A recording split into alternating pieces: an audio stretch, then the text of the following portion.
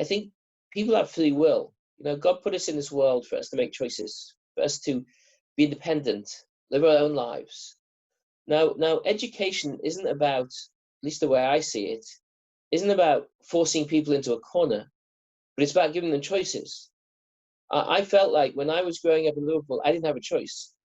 The only thing I knew was a Judaism that there's no way I could make a choice to be interested in. In fact, I think I would have been quite, I wouldn't have respected myself very much if I'd chosen to be engaged in that Judaism. Right. Because why would I? What did it have to offer me? So I want to give people a choice and say to them, here's what Judaism is. Here's how meaningful it is, how valuable it is, how true it is, how wise it is. Go and do what you want with it. It's yours. Make your choices about it. You ask me, I think it's a really good idea, and it makes a lot of sense to be an Orthodox Jew. But that's me. You go decide where you want to go with it. And I think whilst I think that's a very it's a way of teaching with a lot of integrity, I think it has a side benefit as well. And the side benefit is that you don't put people off. Right. Is that I was finding that the way I was educating until then, I was whilst there were people I was getting involved in Judaism, there were people I was putting off as well, who didn't like the idea of us telling them what to do and what they should be doing and how they should be living their lives. They didn't want to be told that. Right. And so I feel like it's just a way that I've been doing this I set up Tikkun 15 years ago now, and I just enjoy the process of education so much more, and I feel so much more comfortable with the whole way we're doing it than I kind of did in the past. I guess it feels a lot more real. It feels a lot more authentic. Yeah, authentic. That's the word I've been looking for. I think it's more authentic. It's more realistic way of sharing ideas with people.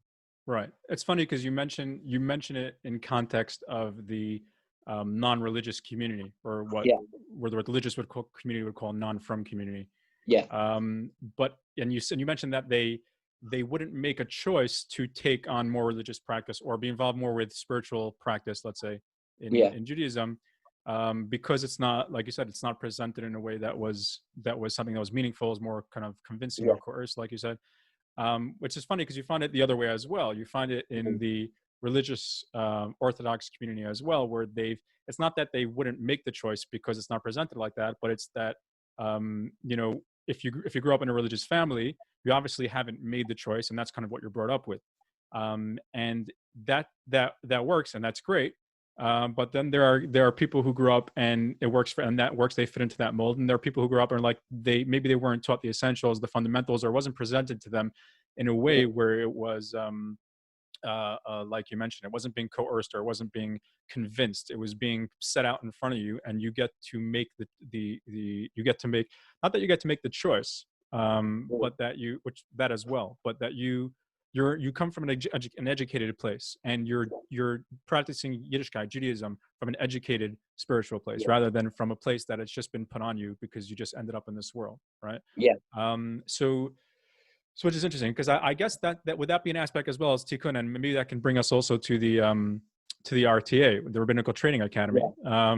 Because like I said, I'll let you speak. I mean, because you kind of, it's your baby, the RTA. But from my experience from the past 2 years of being on the program, I've realized that that there is a gap that can be missing, not just in the non-religious, or let's say non-observant world, where they can take on more practice, more meaningful practice, but also in the religious world where people can take on more meaningful practice rather than robotic, as you called it, robotic practice.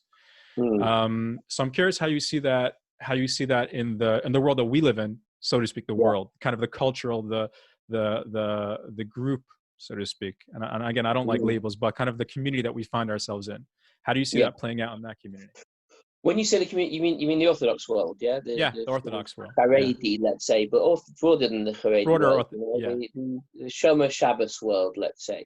Yeah, you can call it that, yeah. I'm going to take a step back for a minute and just sort of philosophize for a moment, if I may. Because I've always, since I started in my journey in Judaism, I've been bothered by the question of like, what, I don't know how to put this, but what's God got in mind? Why did he allow this to happen? Why did he allow 90% of the Jewish people to sort of disconnect and get sort of lost from Judaism, from Jewish values and Jewish ideas? Possibly more than 90%. What's not so disrespectful here, but what's he playing at, God? Doing that in the nicest possible of ways. What's going on? And I I'm not claiming I have the answer to that question at all. Not a Novi, I'm not the B'nai Nevi'im either. But I feel like, I look back at what the rabbis tell us about Purim, the Jewish experience of Purim, that because there was some lacking at Mount Sinai in the Jewish people's commitment to Torah. God held the mountain over them, and they felt compelled. And compulsion is not a good way to get people to make real commitments. It doesn't come from the heart, compulsion. And as we know, the Gemara tells us, God wants the heart above all else. He wants our hearts. And so the Jewish people went through the experience of Purim as a means through which they, kimu v'kiblu, they made a new commitment. And it was a much more real commitment. It was a much more genuine commitment. It was a much deeper commitment. I kind of feel in some way this is part of the history of the Jewish people as well. This period of these past couple hundred years, we'll probably look back on it, I hope, and see that Judaism had become rote. We'd lost a lot of the heart of it. We'd lost a lot of the feeling of it.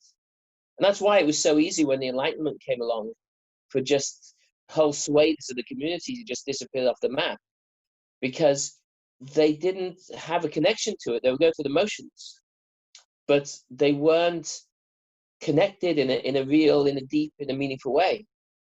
And the solution to that, in my mind, I'm suggesting, is the Jewish people kind of gets really lost and then has to find its own way back, and has to find its own way back to God, and its own way back to connection, and its own way back to truth. And you get a much stronger, more robust and committed, genuine and real community, as a result of that.